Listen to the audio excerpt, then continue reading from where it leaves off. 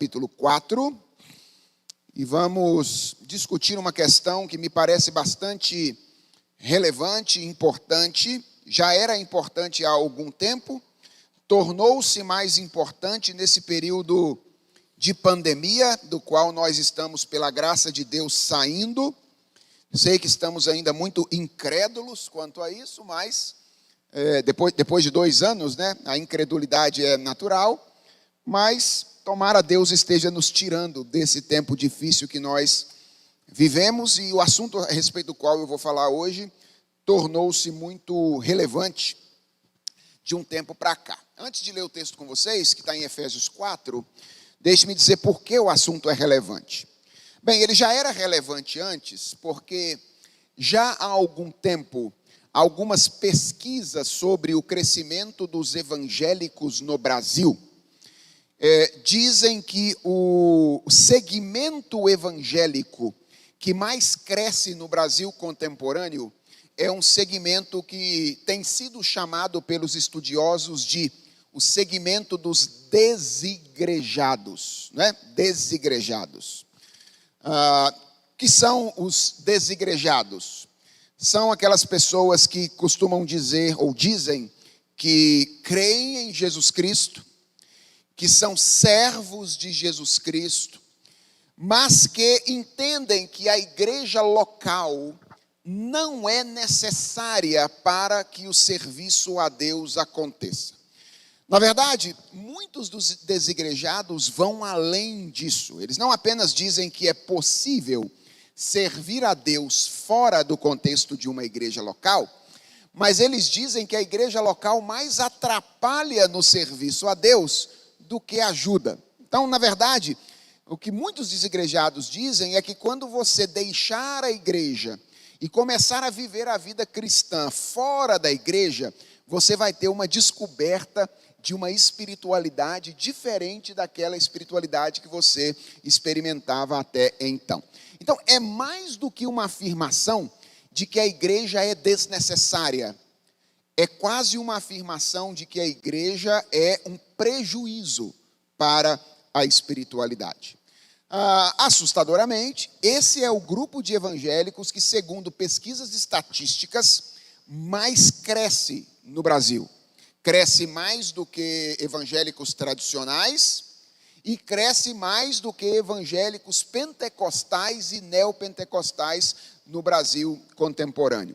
Há algum tempo, a revista, se eu não me engano, foi a Isto É, ou foi a Época, fez uma reportagem sobre isso, mostrando os novos evangélicos. Esse é o título da reportagem. Se você buscar isso aí na internet, possivelmente você vai encontrar. Os novos evangélicos, que é exatamente uma referência a esse grupo.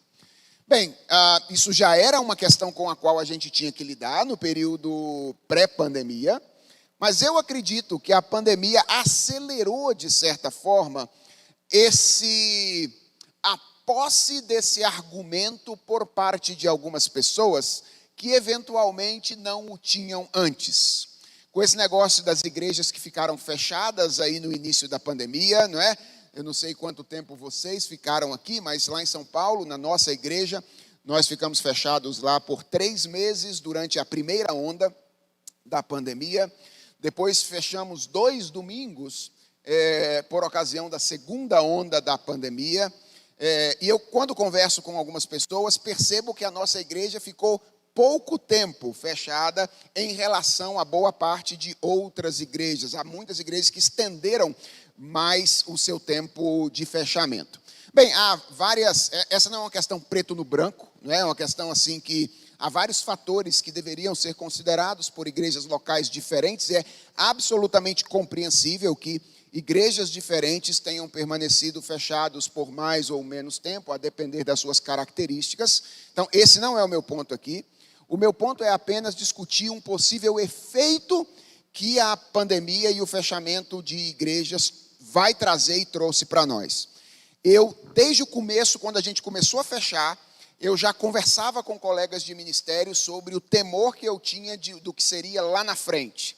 Não é que eu não considerasse necessário o fechamento naquela ocasião, mas é inevitável. Ações provocam reações. E quando a gente toma uma ação como essa, que, vou repetir para frisar, eu acho que naquele momento era necessário, a gente tem reações que são inevitáveis. E eu já tentava prever isso com alguns colegas de ministério, dizendo, olha, discutindo em grupos com eles, dizendo, olha, quais são as dificuldades que nós vamos enfrentar depois. Nós vamos prever isso para então tentar atingi-las posteriormente. E uma das coisas que a gente levantava é o grupo de pessoas que, tendo percebido a possibilidade, entre aspas, de uma vivência cristã distante, não desejaria mais retornar à igreja depois que a igreja retomasse as suas atividades. Por razões distintas, algumas por comodidade, outras por medo, outras porque já tinham vontade de deixar mesmo e agora estavam percebendo a possibilidade de fazê-lo. Então, várias razões possíveis que a gente deveria ter que atacar posteriormente. Mas o meu ponto é que o assunto sobre o qual eu vou tratar hoje se tornou ainda mais urgente, porque não apenas pessoas que antes já assumiam o discurso do desigrejamento defendiam a possibilidade de que a igreja não fosse tão essencial assim à vida cristã, agora pessoas que antes jamais teriam pensado em se tornarem desigrejados, por causa do estilo de vida cristã do período pandêmico, talvez estejam pensando assim, não é que a igreja parece ser assim algo meio periférico? Não é que a igreja assim parece ser um acessório na vida cristã? Será que não dá para a gente viver a vida cristã meio que longe da comunidade da fé? Essa é a pergunta que eu quero responder com vocês hoje. Não quero fazer isso por acaso, quero fazer porque a gente está comemorando os 65 anos de uma igreja. De certa forma, portanto, nós estamos na contramão do grupo evangélico que mais cresce no Brasil, certo? Porque tem um grupo dizendo a igreja não é importante, a igreja não é relevante, como vocês imaginam. E nós estamos aqui reunidos para celebrar diante de Deus os 65 anos de uma comunidade de crentes organizada. Então nós estamos assim na contramão, um grupo dizendo isso não é importante e nós dizendo não, isso é fundamental e nós queremos comemorar esse negócio aqui. Pergunta, quem é que está com razão? São aqueles que dizem que a igreja é periférica no que diz respeito à vida cristã? Ou somos nós que aqui estamos comemorando esses 65 anos de vida da igreja presbiteriana em Taubaté? E além disso, eu considero o assunto relevante, porque a depender do lugar que a igreja ocupa na sua visão de espiritualidade, a maneira como você vai vivenciar a vida eclesiástica será diferente. Então, se você entende que a igreja é periférica, ela pode até ser um espaço importante, etc., mas não é tão essencial assim, você vai viver de um jeito a vida eclesiástica. Mas se você concluir que a igreja é essencial, é fundamental aquilo que Deus está fazendo, então a tendência é que você viva de maneira diferente a vida eclesiástica. Tá bom?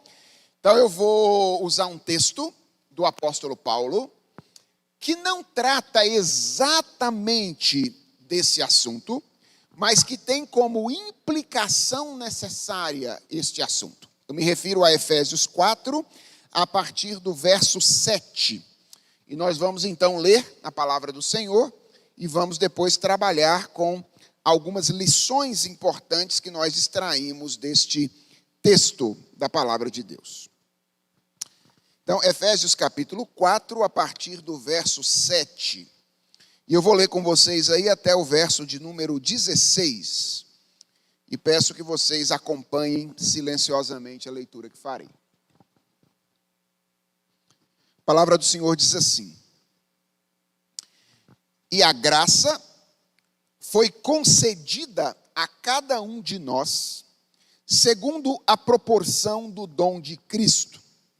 Por isso, diz, quando ele subiu às alturas, levou cativo o cativeiro e concedeu dons aos homens.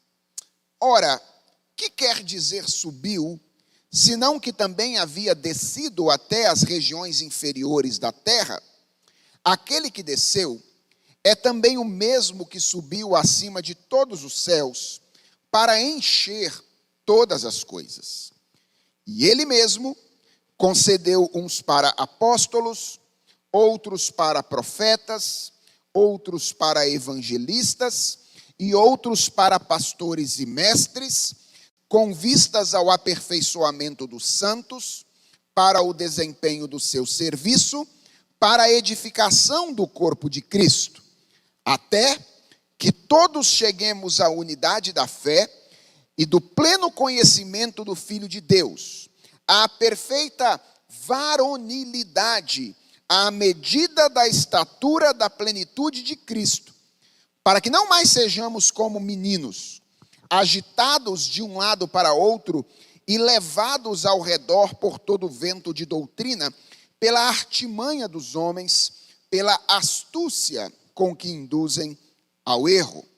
Mas, seguindo a verdade em amor, cresçamos em tudo naquele que é a cabeça, Cristo, de quem todo o corpo bem ajustado e consolidado pelo auxílio de toda a junta, segundo a justa cooperação de cada parte, efetua o seu próprio aumento para a edificação de si mesmo em amor. Vamos orar e pedir a Deus que nos ajude a compreender o ensino dessa passagem. Senhor, é a Tua palavra que está aberta diante de nós e nós queremos ouvir a Tua voz enquanto nós analisamos o texto desta palavra. Pedimos ao Senhor então a Tua graça, a Tua iluminação por meio do Espírito Santo. Sejas o Senhor mesmo o nosso mestre nesta manhã. É a oração que fazemos em nome de Jesus. Amém. Bem, um pouquinho de contexto antes da gente entrar na passagem, certo? Se você já leu as cartas do apóstolo Paulo, você sabe que Paulo tem um jeitão todo particular de escrever. Paulo, em geral, divide as suas cartas em duas grandes partes. Paulo sempre divide as suas cartas assim, sobretudo as cartas escritas a igrejas. Uma primeira parte na qual ele apresenta um denso ensino teológico. Então, Paulo ensina uma série de lições à igreja na primeira parte da carta. E aí uma segunda parte na qual ele procura aplicar o ensino que ele ofereceu antes. Então, ele tem esse jeitão de escrever. Ele primeiro ensina, e aí depois ele mostra como o ensino dele deve se tornar prático na vida de uma igreja. Se você der uma olhada para a carta aos Efésios, vai perceber que ela se divide exatamente no meio. A carta aos Efésios tem 6 capítulos, não é? Obviamente, esses capítulos foram divididos posteriormente, certo? Quando Paulo escreveu a carta, ele escreveu direto, não é? Como você escreve uma carta. Ele não escreveu com a divisão de capítulos e versículos como você tem aí na sua Bíblia. Isso é feito posteriormente para ajudar a gente a encontrar o texto bíblico. Mas se você olhar para o final do capítulo 3, você vai perceber que e é fácil perceber isso, que Paulo está terminando uma parte da carta aí. Por que é fácil perceber que Paulo está terminando aí? Porque a última palavra do capítulo 3 é a palavra... Qual é a palavra?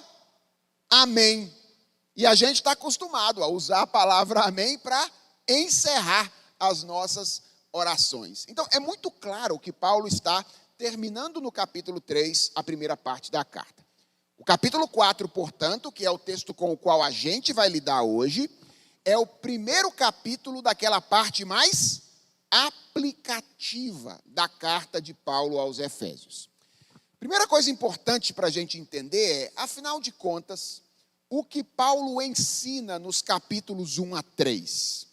Bem, nós não temos tempo de passar pelos capítulos 1 a 3 todo aqui. Fica aqui a minha dica para você nesse dia chuvoso de domingo. À tarde você pode pegar a carta aos Efésios e ler os 3 primeiros capítulos. Vai fazer muito bem para a sua vida cristã, se você puder fazer isso hoje. Mas os 3 primeiros capítulos, Paulo faz uma apresentação do Evangelho, mostrando como o Evangelho nos une em 2 direções diferentes. Primeiro, como o Evangelho nos une a Deus, nós que antes estávamos mortos em nossos delitos e pecados, agora fomos unidos a Ele pela fé. E depois, a maneira como o evangelho nos une uns aos outros. Paulo fala dos efésios como aqueles que estavam fora do contexto da aliança e que foram aproximados agora dos judeus que antes eram parte da velha aliança. Então, esse é o grande argumento de Paulo nos 3 primeiros capítulos da carta. A obra redentora de Deus em Cristo nos une em 2 direções. Nos une a Deus, em primeiro lugar, e nos une uns aos outros. Então, no capítulo 4, Paulo vai agora mostrar como esse ensino deve se tornar real na nossa vivência cotidiana. E ele começa com um chamado à unidade, nos primeiros versos do capítulo 4. Qual é o argumento de Paulo lá atrás? O evangelho nos une uns aos outros. E agora Paulo vai dizer como é que pessoas que foram unidas umas às outras precisam viver. E a orientação de Paulo vai ser: esforçando-vos por preservar a unidade do Espírito no vínculo da paz. Ora, o Espírito Santo criou unidade. Olha que coisa interessante. O argumento de Paulo não é que nós precisamos criar a unidade. O argumento de Paulo é: ela já está criada. Eu sinto muito, mas eu preciso dizer a você, você pode ter ido com a minha cara ou não, ok? Se você estiver no corpo de Cristo, nós somos irmãos, eu e você. Eu lamento, e eu tenho uma notícia pior para te dar. Se você estiver no corpo de Cristo, você vai passar a eternidade comigo, ok? Você pode não ter gostado de mim, olhado para a minha cara, falado: não gostei desse cara, esse cara é metido, esse cara é qualquer coisa que eu quiser pensar dele. Pode pensar o que você quiser, mas se você foi salvo por Cristo e eu fui salvo por Cristo, nós estamos no mesmo corpo, porque Deus não tem 2 corpos, Ele só tem um corpo, e nós vamos viver por toda a eternidade juntos. Você vai ter que me engolir, ok? Não tem outro jeito, não tem outro jeito. Porque não somos nós que criamos a unidade. É o Espírito Santo quem cria a unidade. Quando Ele vai lá e salva pessoas diferentes, com histórias diferentes, com características diferentes, e insere todas essas pessoas no contexto do mesmo corpo. E agora Paulo então diz: vocês têm 2 opções. Uma opção é vocês andarem na direção do Espírito de Deus, que criou a unidade, e a outra opção é vocês andarem na contramão do Espírito de Deus, que é atrapalhando a unidade que o Espírito Santo criou. E a ordem de Paulo é: se esforcem para preservar a unidade no vínculo da paz. E aí Paulo vai ensinar como fazer isso. Ele vai dar razões pelas quais a gente tem que fazer isso. Há um só corpo, um só batismo, um só Deus, uma só fé. Todas essas são razões pelas quais a gente tem que preservar a unidade. Ele vai dizer como é que eu preservo a unidade. Ele vai dar características diferentes, cultivando a humildade, sendo suporte uns para os outros. Ele vai ensinar isso na primeira parte do capítulo 4. Não é o meu objetivo lidar com esse assunto especificamente. Eu vou lidar com a segunda aplicação que o apóstolo Paulo faz no capítulo 4, que é a aplicação referente ao serviço eclesiástico. Ora, se a obra redentora de Deus nos une uns aos outros como uma extensão da nossa unidade em relação a Deus, unidade essa que se expressa numa relação entre alguém que é senhor e alguém que é servo, ou um grupo de pessoas que é servo, como é que nós expressamos na vida prática o reconhecimento do senhorio de Deus sobre nós na nossa unidade com Ele? E Paulo vai dizer: olha, você faz isso, ou nós fazemos isso, por meio do engajamento no serviço eclesiástico. E ao ensinar isso nos versos 7 a 16, Paulo vai mostrar para nós, e esse é o meu argumento nessa manhã. Eu já vou dizer qual é a lição. Se você quiser ir embora, você pode ir embora, porque já aprendeu a lição. E aí depois eu vou apenas construir o argumento para mostrar como é que isso faz sentido à luz do texto que nós estamos analisando. Essa parte de ir embora foi só brincadeira, tá bom? Fica aí, que eu acho que você vai ter ganho na construção do argumento também. Mas o argumento de Paulo é: a igreja não é acessória na vida cristã. A igreja é essencial ao projeto de Deus para os seus filhos. Eu vou repetir. Paulo argumenta aqui nessa passagem, mostra para nós que a igreja não é acessória no projeto que Deus estabeleceu para os seus filhos. A igreja é essencial para que esse projeto seja cumprido.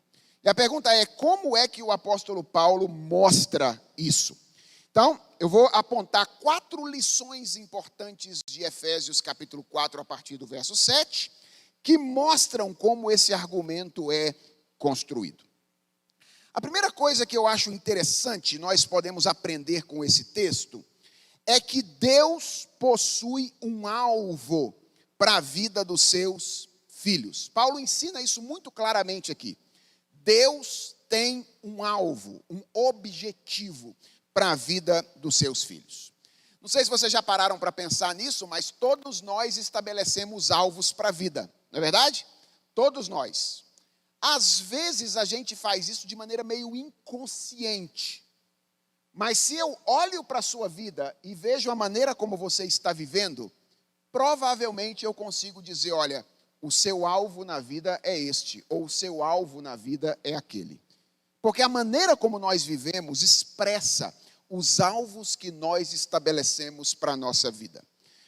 E se nós nos atentarmos para a maneira como vivemos, talvez até nós perceberemos que os alvos que nós dizemos ter não são os alvos que nós verdadeiramente temos. Porque não é o que a gente diz que reflete o que nós estamos fazendo, mas é o que nós estamos de fato fazendo que expressa aquilo que nós acreditamos. Então todos nós temos alvos para a vida. Por exemplo, tem gente que vive para deixar o nome registrado na história. Esse é um alvo. O sonho dele é se tornar nome de rua, ou se tornar nome de praça, ou então nome de sala de escola dominical, né? É o sonho do indivíduo, assim. Ele quer que um dia ele seja reconhecido como alguém que fez alguma coisa importante por uma sociedade, seja ela maior ou uma sociedade menor. Tem outras pessoas que vivem para desfrutar da maior quantidade de conforto e prazer que ele possa experimentar do lado de cá da eternidade. Veja, uma escolha absolutamente infeliz.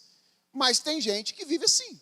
O que ele quer na vida? Qual é o alvo dele? O alvo dele é desfrutar da maior quantidade de conforto, da maior quantidade de prazer, de satisfação carnal que ele puder desfrutar do lado de cá da eternidade. Tem gente que estabelece esse alvo para a vida. Tem gente que vive para os outros. Mulheres adoram falar isso, não é? Pastor, eu não vivo para mim. Eu vivo para os meus filhos. Não é assim que mulheres falam? Ah, pastor, agora eu não vivo para mim, eu vivo para os meus netos. Eu quero que os meus netos tenham uma boa educação, que os meus filhos tenham uma boa educação. Todos nós, de certa forma, estabelecemos alvos para a nossa vida. Isso é tanto algo inevitável, quanto é algo bom. Nós precisamos ter alvos e precisamos estar, inclusive, conscientes de quais são esses alvos para a vida. O que essa passagem nos ensina, e é isso que eu quero que você entenda nessa manhã, é que não é apenas você que tem alvos para a sua vida. Deus, como o seu Criador e como o seu Redentor, também tem alvos para você. E por que é bom a gente saber disso? Porque quanto mais os nossos alvos estiverem alinhados com os alvos de Deus, melhor será para nós. Quanto menos os nossos alvos estiverem alinhados com os alvos de Deus, pior será para nós. Tem muita gente que às vezes diz assim, pastor, eu não sei por que está acontecendo tanta coisa errada na minha vida. Eu não sei exatamente por quê, pastor, assim, eu tento, fazer as coisas direito e tal, mas não está rolando, pastor. E eu olho e digo, eu sei. É porque os alvos que você estabeleceu para você, não são os alvos que Deus estabeleceu para você. E se é verdade que Deus ama você, Ele não vai permitir que os seus alvos se cumpram. porque os alvos dele são os melhores alvos que podem acontecer para a sua vida. Então você vai ficar batendo a cabeça na porta ou batendo a cabeça na parede o tempo inteiro. Por quê? Porque você está querendo fazer a vida funcionar de um jeito que Deus não disse que era para a vida funcionar. Ele, quando criou você, e Ele, quando salvou você, estabeleceu um propósito para a sua vida. E Ele sabe melhor como a vida funciona do que como você está tentando fazer a vida funcionar. Deus tem um alvo para a vida dos seus filhos. E a pergunta é, qual é o alvo de Deus? Paulo diz aí, o alvo de Deus para os seus filhos é a maturidade espiritual. Porque Deus nos criou e porque Deus nos redimiu. Paulo diz aí no verso de número 14. Veja o alvo de Deus. Deus trabalha. Paulo fala de algo que Deus está fazendo ao longo da história. E aí, no verso 14, ele diz, para que Deus está fazendo tudo isso? Nós já vamos analisar o que Deus está fazendo, tá? Mas agora o nosso objetivo é, para que Deus está fazendo tudo isso? Paulo diz, para que não mais sejamos como meninos, agitados de um lado para outro e levados ao redor por todo o vento de doutrina, pela artimanha dos homens, pela astúcia, como o induzem ao erro. Paulo usa duas figuras aqui para ilustrar o alvo de Deus. A primeira delas é a figura da infância. Ele diz, olha, Deus está trabalhando para que você cresça, para que você não seja mais como menino. E qual é a característica de uma criança que Paulo tem em mente aqui? Porque, afinal de contas, existem outras passagens na Bíblia que dizem que se a gente não for como criança, a gente não vai herdar o reino dos céus. Parece que a Bíblia está se contradizendo, né? Porque Jesus disse que se a gente não for como menino, a gente não vai herdar o reino dos céus. Agora Paulo está dizendo que o objetivo de Deus é que não sejamos mais como meninos. Não tem nenhuma contradição, irmãos.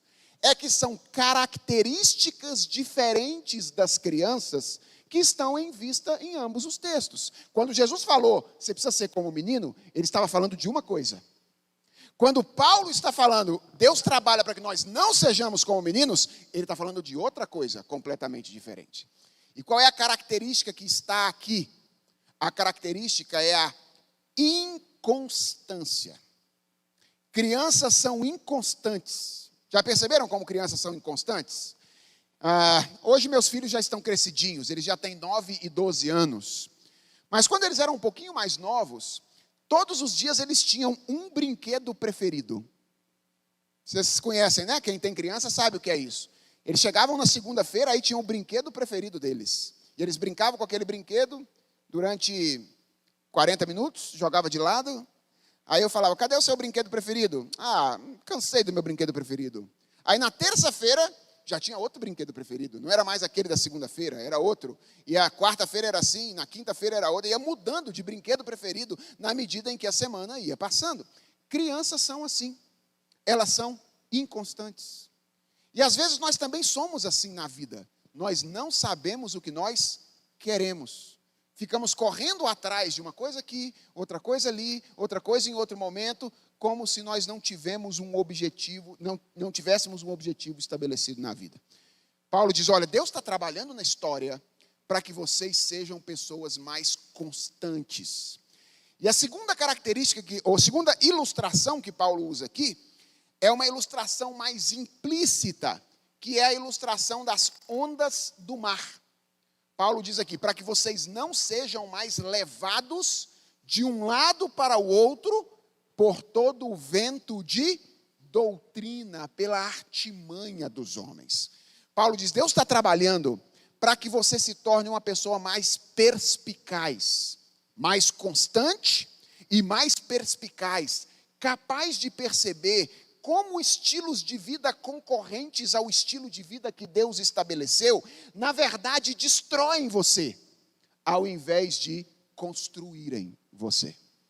A gente não percebe isso às vezes, e às vezes a gente entra de cabeça em estilos de vida concorrentes ao Evangelho, achando que eles vão construir a gente, que nós vamos alcançar a nossa realização ali.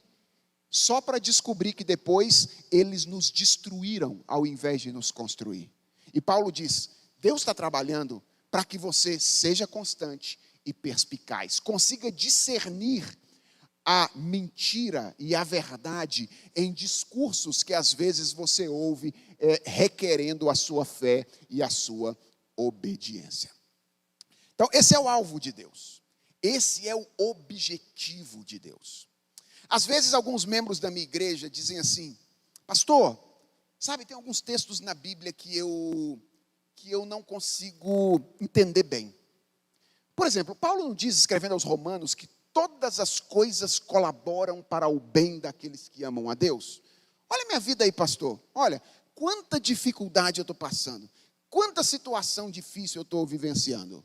E aí eu olho para ele e digo assim: o que o texto diz? O texto diz que todas as coisas colaboram para o bem daqueles que amam a Deus. A pergunta-chave é: qual é o bem daqueles que amam a Deus? Se você interpretar esse bem daqueles que amam a Deus como sendo o seu conforto e a sua realização temporária, então talvez a sua vida de fato não se encaixe nisso. Mas a minha pergunta é: este é o verdadeiro bem daqueles que amam a Deus? É só continuar a ler o texto. O texto diz que Deus predestinou uma série de pessoas para que eles fossem a imagem do seu Filho Cristo Jesus, a fim de que ele fosse o primogênito entre muitos irmãos. Qual é o bem daqueles que amam a Deus? É que a imagem de Cristo seja conformada neles. É isso que Paulo está dizendo. Paulo não está dizendo que todas as coisas colaboram para que você se sinta bem. Paulo não está dizendo que todas as coisas colaboram para que você tenha sempre saúde, fique rico e seja sempre confortável com um sorriso no rosto. Paulo está dizendo que todas as coisas, mesmo aquelas que te causam desconforto e sofrimento, contribuem para que a imagem de Cristo seja conformada em você. Por quê? Porque este é o alvo de Deus. Deus está trabalhando com esta finalidade. Quando Ele salvou você, Ele olhou e disse: eu vou fazer esse indivíduo maduro. Eu vou trabalhar na vida dele para que ele alcance a maturidade espiritual, a estatura de Jesus Cristo. Que ele seja como um varão perfeito. Então, esse é o alvo de Deus, certo? E agora eu espero que você tenha entendido por que às vezes você está tropeçando no meio do caminho. É que você está indo para um caminho diferente daquele caminho que Deus estabeleceu para você. A segunda coisa que eu acredito Paulo nos ensina nessa passagem é que Deus não possui apenas alvos para a vida dos seus filhos, mas Ele possui os meios para que esses alvos sejam atingidos. Então, essa é a segunda lição que nós encontramos aqui nessa passagem. Deus possui os alvos para que esses meios sejam atingidos. Se você trabalha com administração, sabe que às vezes nós falamos em alvos menores e maiores, ou alvos principais e subsidiários, numa relação em que os alvos menores são condições para que os maiores sejam atingidos. Deixa eu tentar exemplificar isso para vocês aqui numa linguagem um pouco mais simples. Imagine que alguém tenha como alvo principal casar, certo? Então ele estabeleceu como alvo principal da vida dele casar. Para que isso aconteça, alguns outros alvos têm que ser atingidos antes, certo? Qual é o primeiro alvo que tem que ser atingido se alguém quer casar? Qual é o primeiro alvo que tem que ser atingido? Alguém tem que querer casar com ele, não é verdade? Se ele não tiver alguém que quer casar com ele, ele não pode casar nunca, né? Porque casar não se casa obrigado, é um ato de vontade mútua. Então, ele tem que ter alguém que vai casar com ele. O que mais que ele tem que ter? Que outro alvo ele precisa? Ele tem que ter condições econômicas para sustentar um lar, se ele for um indivíduo responsável, não é? Se ele for um crente, ele tem que convencer, não é só o indivíduo ou a indivídua, ele tem que convencer a família também, porque, na verdade, tem a concordância e as relações que são familiares, não é? Então, vejam que alvos determinados ou anteriores são necessários para que alvos posteriores sejam cumpridos. A gente pode pensar também em alguém que quer estudar no exterior, tá? Eu quero fazer um curso lá no exterior. Para que isso aconteça, ele tem que cumprir outros alvos antes. Quais são alguns alvos que ele tem que estabelecer antes? Cumprir antes? Ele tem que passar na prova, ele tem que falar um outro idioma se ele for para outro país, ele tem que ter dinheiro para pagar o curso dele. Se ele não tiver essas coisas, não adianta. Então, alvos subsidiários são condições para que alvos principais possam ser alcançados. Meu ponto é, com o plano de Deus não é diferente. O alvo principal é a maturidade, certo? Mas para que a maturidade seja alcançada, alguns outros alvos precisam ser cumpridos anteriormente. Então Deus tem não apenas os alvos maiores, mas Ele tem também os alvos menores. Usando uma linguagem aqui, uma ilustração aqui. Deus tem o lugar ou a estação na qual Ele deseja que nós cheguemos, mas Ele também tem o caminho pelo qual Ele deseja que nós passemos para chegar até lá. Aqui também nós temos um problema. Às vezes algumas pessoas dizem assim, pastor, eu estou buscando a maturidade espiritual, mas eu não estou conseguindo alcançá-la. E aí a minha pergunta é, você está buscando pelos caminhos que Deus estabeleceu? Porque algumas vezes nós buscamos por caminhos que não são os caminhos que Deus estabeleceu. Nós queremos o alvo de Deus, mas nós queremos chegar lá pelos nossos próprios caminhos. Então, por exemplo, é muito comum na igreja esse negócio, que o cara fala assim, ó, o pastor Arthur, o senhor ora por mim, tá? Mas ele mesmo não ora, né? Ele quer que os outros orem por ele, mas ele mesmo não ora. Deixa eu dizer para você, você não vai chegar à maturidade espiritual através da oração dos outros, tá bom? Não vai chegar. Eu não estou querendo dizer com isso que orar uns pelos outros não seja algo bom, tá? Nós precisamos orar uns pelos outros. Mas o caminho para que Deus estabeleceu para que você chegue à sua maturidade espiritual é você orar. Se você não orar, você não vai conseguir alcançar a maturidade espiritual. Você lê a Bíblia para mim, depois você me conta, tá? Não, isso não funciona, gente. Ou você lê a Bíblia, ou você não vai alcançar a maturidade espiritual. Depois você fala como é que foi lá o culto lá na igreja para mim, por favor. Não adianta, gente. Ou a gente faz o que a gente precisa fazer, ou a gente não vai crescer. Veja, esse eu ainda estou falando estou falando aqui de algumas coisas mais comuns entre nós que somos cristãos tradicionais. Mas se a gente olha para o evangelicalismo brasileiro, a gente percebe como às vezes as pessoas dependem de coisas místicas na busca pela sua própria espiritualidade. Eu estou caminhando em direção àquilo que Deus quer de mim, e inclusive eu fui lá buscar a rosa ungida do pastor fulano de tal, porque eu estou buscando, estou fazendo uma busca aqui incessante para que isso aconteça. Busquei o saquinho do sal grosso da ungido pelo pastor, o apóstolo fulano de tal. Gente do céu, por que essas coisas não funcionam? Porque elas não são o caminho de Deus para os alvos de Deus. Deus estabeleceu os alvos dele, mas Ele também estabeleceu o caminho para que a gente chegue até lá. E a pergunta é, qual é o caminho de Deus para que a maturidade seja alcançada? Veja aí no verso de número 13.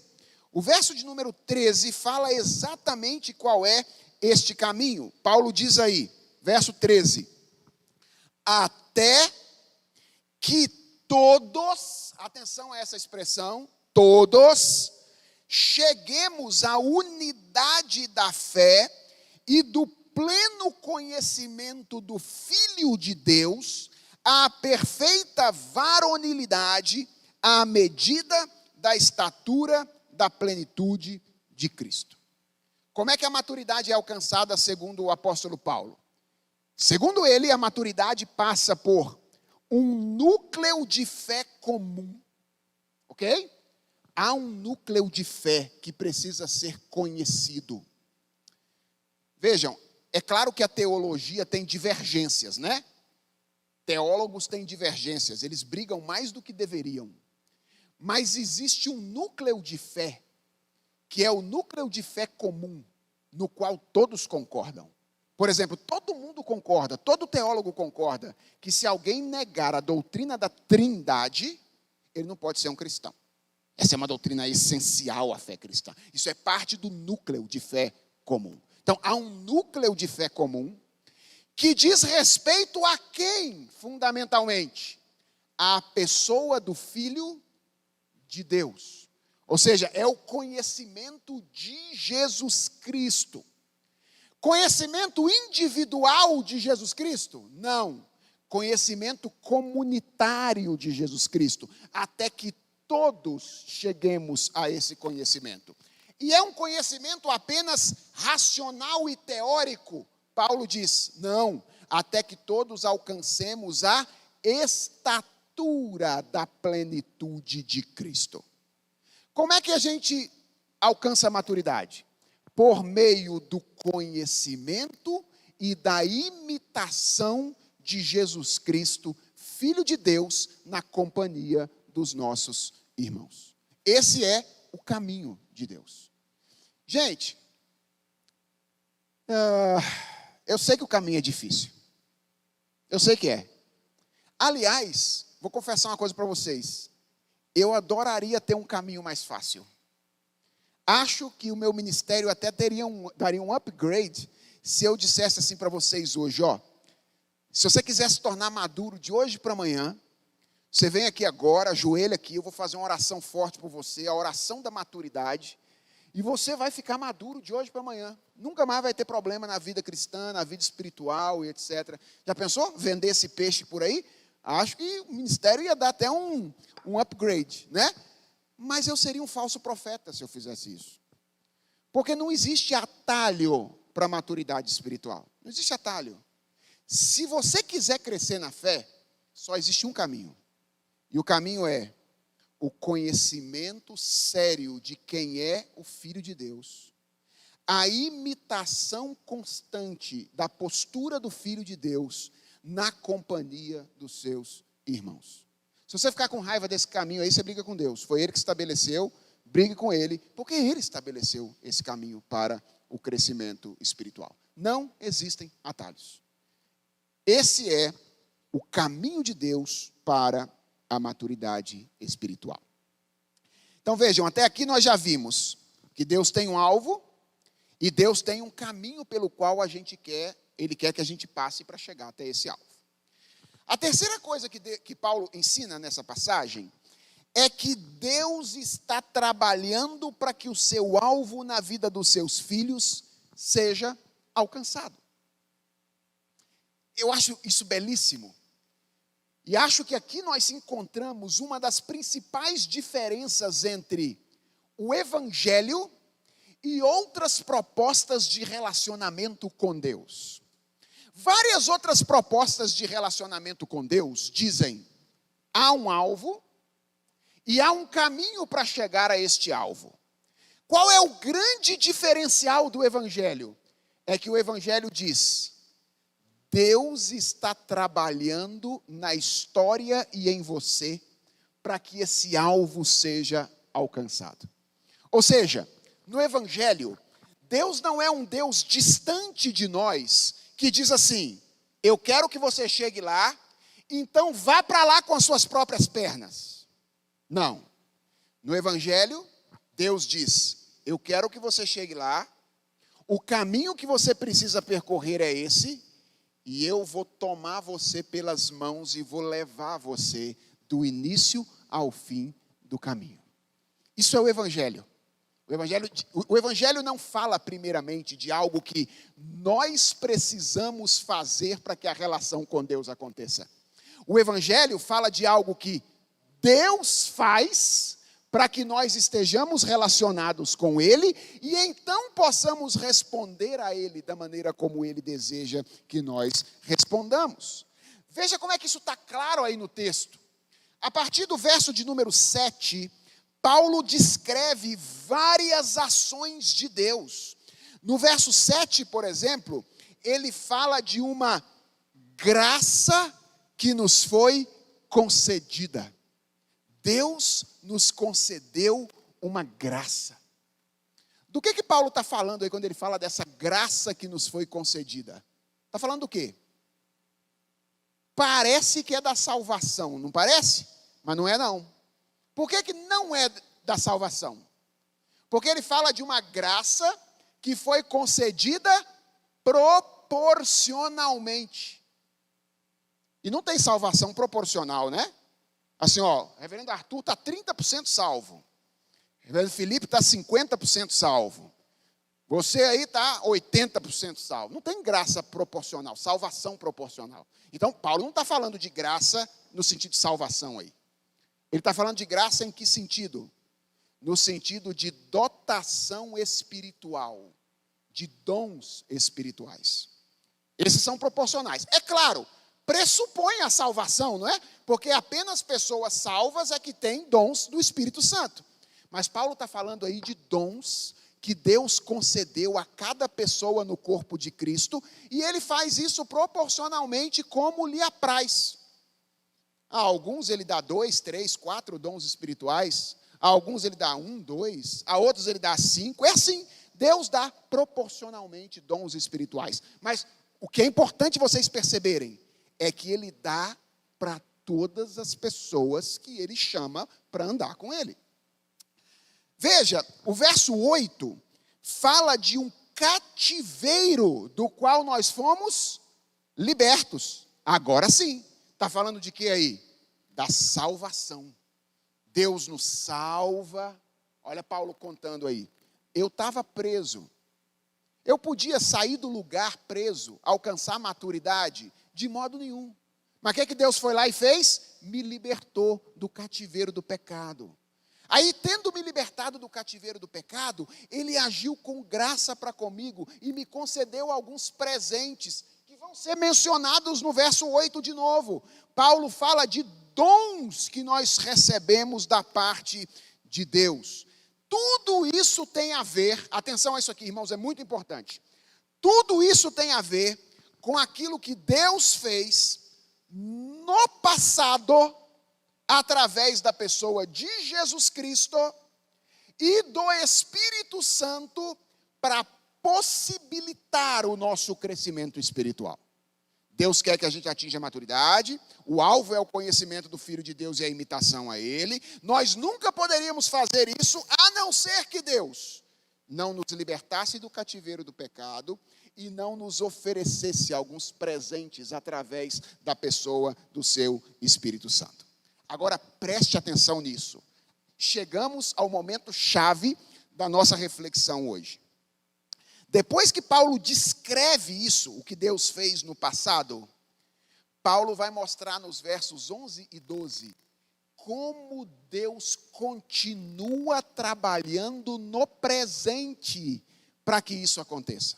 Então, Deus fez algo para possibilitar o desenvolvimento, e Deus faz algo para nos conduzir no desenvolvimento. E ele é enfático nisso. O verso 11 diz assim: e ele mesmo. O que esse ele mesmo está fazendo aí? Está enfatizando. Aquele mesmo que entregou o filho dele no passado. Aquele mesmo que enviou o Espírito Santo para dar dons para vocês. Ele mesmo que no passado já estava atuando. O que ele fez?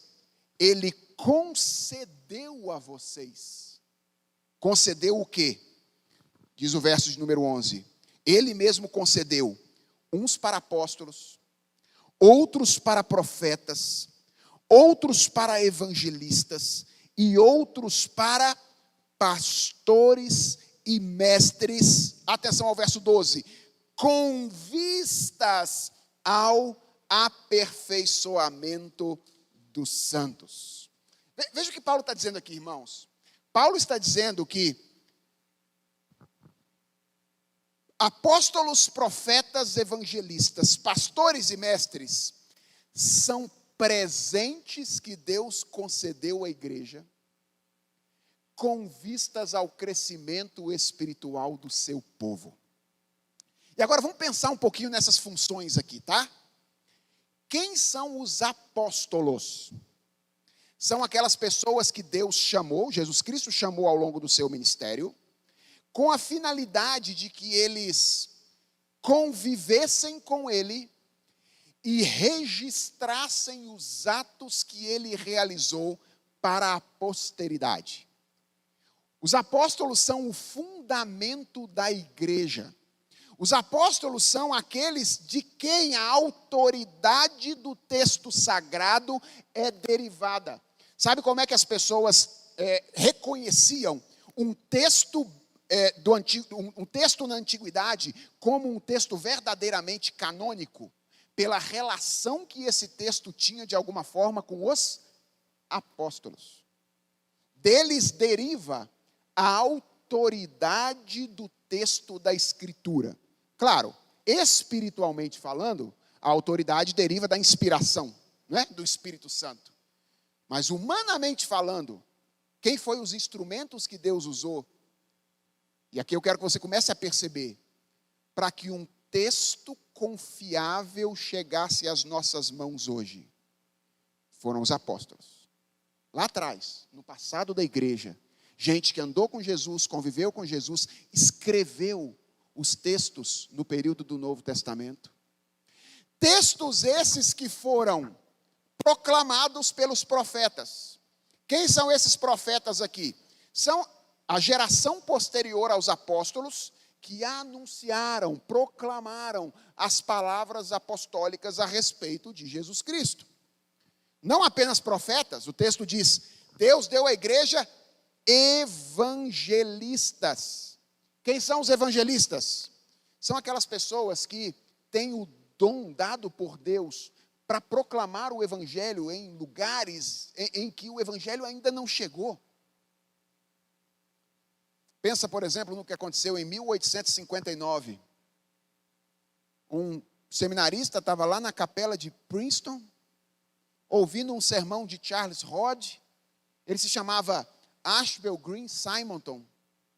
E de repente ele disse, eu quero ir pregar o evangelho no Brasil. Quero ir para o Brasil. E escreve uma carta para o board de missões. E diz, eu me sinto tocado no coração para ir levar o evangelho para o Brasil. E Deus deu à sua igreja pastores e mestres.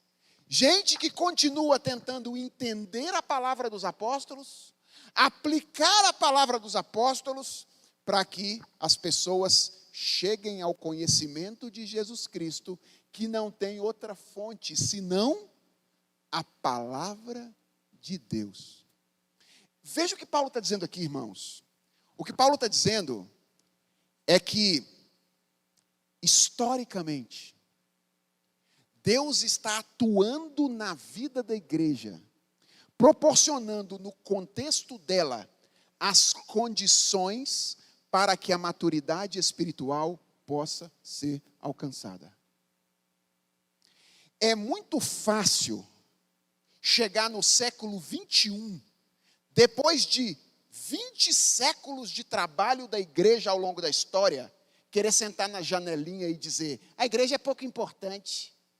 Porque afinal de contas eu posso me relacionar com Jesus na minha individualidade. Através de quê? De um texto que só foi preservado por meio do ministério de quem? De quem? Da igreja. Desonesto, né? Muito desonesto. Absolutamente desonesto.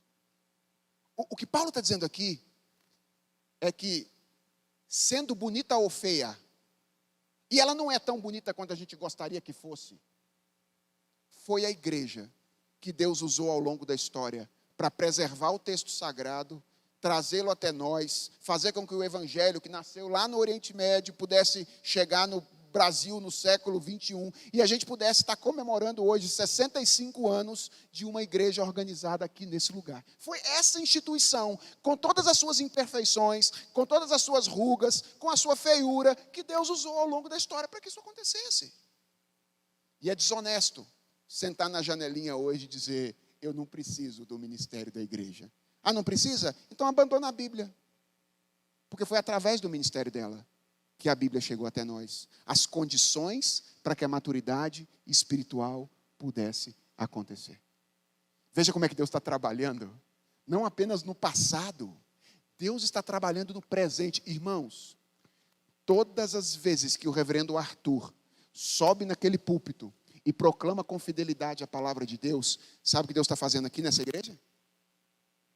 Deus está trabalhando para a maturidade espiritual de vocês. Esse homem ali, ó, ele não pediu para falar isso não, tá bom? Mas eu vou falar. Ele é o presente de Deus para a igreja presbiteriana de Taubaté. É o dom que Deus concedeu à igreja. Para que, com base nessa palavra que chegou até nós, através de muitos homens que ao longo da história registraram, escreveram, preservaram, proclamaram a palavra de Deus, a palavra que conduz à maturidade possa ser proclamada na igreja presbiteriana em Taubaté, dia após dia, domingo após domingo, domingo após domingo, domingo após domingo, com a finalidade de conduzir pessoas à maturidade espiritual. Percebe que quando a gente diz assim, Deus nos ama, nós não estamos falando de coisas etéreas, nós estamos falando de coisas concretas. Deus nos salvou, prometeu levar a gente à maturidade, fez com que a palavra dele e o evangelho viajasse pelo tempo e o espaço para nos alcançar no século 21. E continua dando a nós, pessoas frágeis, falhas, fracas, como nós, para proclamar essa palavra, com a finalidade de que nós sejamos conduzidos à maturidade espiritual. Agora tem uma última coisa que eu quero compartilhar com vocês, e que o apóstolo Paulo mostra aqui. É que tendo Deus agido para que a nossa maturidade seja alcançada, Paulo mostra que Deus deseja que nós também trabalhemos para que a nossa maturidade seja alcançada. Então, Deus faz algo para que a maturidade seja alcançada. Mas Paulo termina dizendo que ele exige de nós que nós façamos algo também. Você viu como é que o texto termina? O texto termina dizendo assim: mas, seguindo a verdade em amor, cresçamos em tudo naquele que é a cabeça, Cristo, de quem todo o corpo bem ajustado e consolidado pelo auxílio de toda a junta, segundo a justa cooperação de cada parte, efetua o seu próprio aumento para a edificação de si mesmo em amor. Vejam que se de um lado o evangelho, quando ele trata daquilo que nós devemos vir a ser e fazer, enfatiza as ações de Deus em nosso favor, eu quero que você entenda isso hoje. De outro lado, o evangelho não anula a nossa responsabilidade. Deus vai nos levar à maturidade, certo? Mas ele não vai nos levar sem a nossa participação. Ele vai nos levar com a nossa participação. O fato de que Deus vai nos conduzir à maturidade não deve fazer com que a gente cruze os braços e diga assim: então vou esperar ele levar. Não, não é assim que Deus leva. Ok? Deus nos leva à maturidade através da nossa ação responsável. Aí você está dizendo, mas pastor, aí está complicando. A nossa igreja aqui é calvinista, pastor. A gente acredita que a salvação é uma obra de Deus, monergista. Ora, eu também sou calvinista, eu acredito que é Deus quem nos salva. Aliás, eu acredito que a regeneração é algo que Deus faz sem nenhuma participação humana. O que é a regeneração? É o novo nascimento. Aquele momento em que nós, mortos nos nossos delitos e pecados, nos tornamos vivos. Mas atenção, nem só de regeneração é feita a obra da salvação. A obra da salvação inclui também a santificação. E a santificação é algo que nós fazemos quando nós já estamos vivos e não mortos. Agora vivos, redimidos por Cristo, nós temos condições de contribuir com aquilo que Deus prometeu fazer na nossa vida, porque já somos pessoas vivas nele. E isso está claro aqui. Vocês perceberam como é que Paulo fala? Tem um imperativo aqui. Qual é o imperativo? Cresçamos. Paulo está dizendo, cresce, meu filho. Está na hora de você crescer. É um convite, é um chamado. Veja, Paulo fala aqui da igreja efetuando o seu próprio aumento. Paulo fala da igreja edificando a si mesma. Isso é a linguagem paulina. E Paulo não deixou de ser o monergista que ele sempre foi. O que Paulo está dizendo aqui é o seguinte, é que uma vez que Deus agiu por você, tem algo que você precisa fazer para que você alcance a maturidade espiritual. E a pergunta é, que algo é esse? Como é que a gente responde a essa manifestação do amor de Deus? Então vamos lá, 2 coisas Paulo diz aqui. A primeira delas é, seguindo a verdade em amor. A palavra de Deus está sendo proclamada, não está? A boca de Deus, o presente de Deus está falando o que a palavra de Deus requer, não está? O que a gente faz? A gente abaixa a orelha e recebe a palavra de Deus como palavra de Deus. De bom grado. Porque quando a igreja não faz isso, não é contra a boca humana que ela está se rebelando. Ela está se rebelando contra o Deus que deu o presente à igreja. Então qual é a orientação do apóstolo Paulo? Você quer crescer? A palavra de Deus está sendo pregada na sua igreja, ensinada domingo após domingo, através de um instrumento que é humano, falho, pecador, mas ele é boca de Deus. Então sabe o que você faz? Recebe a palavra, e não faz isso para discutir não, seguindo a verdade em amor, de boa vontade, de bom grado. Diz assim, olha, se é isso que Deus quer, que esse homem está proclamando aí, é isso que eu vou fazer. Caso contrário, você não vai crescer, não vai alcançar a maturidade. E não adianta botar a culpa nos outros. Porque Deus disse o que você tem que fazer. Ouve a palavra dele proclamada e obedece. Sempre que ela for proclamada com fidelidade. Irmãos, eu sei que não deve ser fácil, até porque eu sou ovelha como vocês. Nem sempre é fácil ouvir a palavra de Deus sendo proferida na boca de pecadores como nós. Não é? Sobretudo quando Deus tira um jovem lá de São Paulo, manda ele vir aqui ensinar lá no aniversário de Taubaté. E a gente fica olhando para ele lá, falando, Deus está falando lá. Ó, tem que brigar com ele. Veja, Deus estabeleceu esse projeto. E esse projeto nos humilha. Nos humilha. Me humilha como mestre. Porque vocês acham que é fácil assumir essa função de ser boca de Deus? Humilha vocês como pessoas que ouvem um mestre falho como eu, como outros. Mas é isso que Deus quer. Nos humilhar para que a glória seja completamente dele. Para que a gente perceba que é ele que está fazendo em nós alguma coisa que por nós mesmos nós nunca conseguiríamos fazer. E veja como isso é bonito. Veja como isso é bonito. Gente falha, pecadora, instruindo gente falha e pecadora, a fim de que todos juntos, nessa interação entre quem fala, quem ouve, quem ensina e quem aprende, nós sejamos amadurecidos na fé. Mas não é só isso, Paulo diz. Paulo diz, além de seguir a verdade em amor, existe um ajustamento e uma consolidação que precisa funcionar em harmonia, segundo a justa cooperação de cada parte, para que o corpo possa crescer. Lembra como é que o texto começa? Tem uma graça proporcional que foi distribuída a cada um. Do que Paulo está falando? De dons espirituais. Como é que o texto termina? O corpo cresce quando cada órgão está no seu lugar, fazendo o trabalho designado para a glória de Deus. Serviço eclesiástico. Lembra que eu disse ontem que não existe possibilidade de crescimento espiritual sem serviço? É isso que Paulo está dizendo aqui.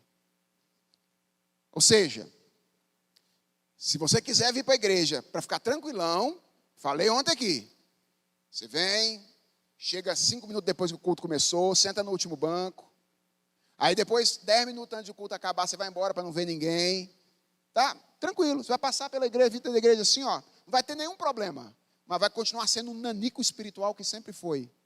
Por quê? Porque Paulo está dizendo aqui, olha, você quer crescer na fé?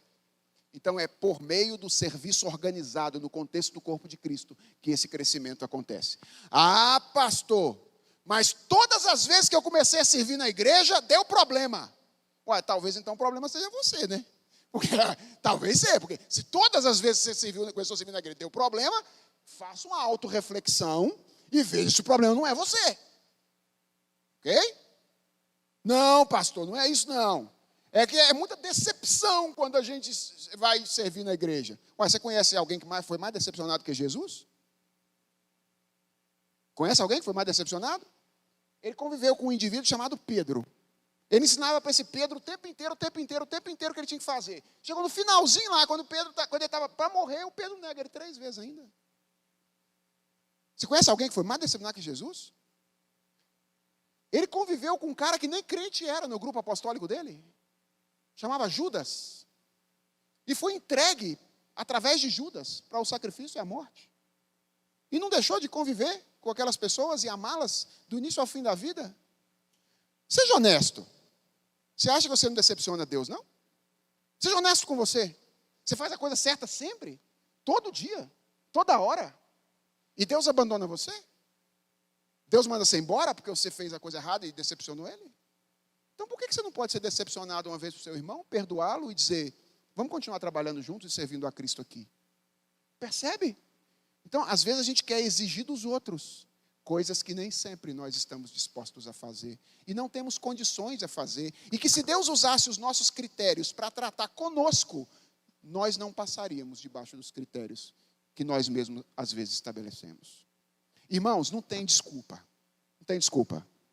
A igreja não é uma beleza que deveria ser. A promessa de Deus é que ela vai ser um dia. Ela vai chegar no dia do casamento perfeitíssima, belíssima, ataviada como noiva para o cordeiro. No dia do casamento ela vai estar linda, linda. Por enquanto ela tem imperfeições. Ela é feia, mas ela é a gente. Não é diferente da gente. E a gente precisa, em amor, debaixo da orientação de Deus, continuar servindo no contexto eclesiástico para que a maturidade aconteça ou seja alcançada e a gente se desenvolva no crescimento para a glória do Senhor. Então, tudo isso mostra, completando e concluindo aqui a minha reflexão com vocês, o quanto a igreja não é um elemento dispensável. Não dá, eu vou dizer de novo, não dá para ser um cristão maduro no isolamento. Ah, alguém sempre vai levantar assim, mas pastor, e naqueles contextos de guerra, perseguição, em que a igreja não pode se reunir? Ok, meu irmão, isso aí é uma exceção que Deus atende, certo? Agora não transforma a exceção em regra. A regra é, a maturidade espiritual é alcançada no contexto da igreja, por meio do conhecimento de Cristo, através de mestres que Deus concedeu à igreja e do convívio comunitário de serviço que Deus, no qual Deus nos inclui no contexto do corpo de Cristo. A igreja é essencial. Nós aqui que estamos comemorando os 65 anos da Igreja Presbiteriana em Taubaté, podemos estar na contramão do evangelicalismo brasileiro, mas nós estamos na mão do Espírito Santo de Deus. Porque foi o Espírito Santo de Deus que estabeleceu esse negócio de igreja para que a gente alcançasse a maturidade espiritual.